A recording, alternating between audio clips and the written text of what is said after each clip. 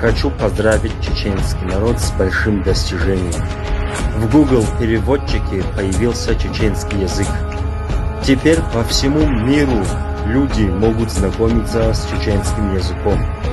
На самом деле это большое достижение, и в этих вопросах у нас не должно быть ни зависти, ни ненависти, потому что мы должны быть рады, когда наши соседи из Кавказа делают какое-то благородное продвижение, неважно какой народ. Почему говорю, что это большое достижение? Потому что в Google переводчике есть те языки, у которых есть государство. У чеченцев нет своего государства, но тем не менее они смогли поставить туда свой язык.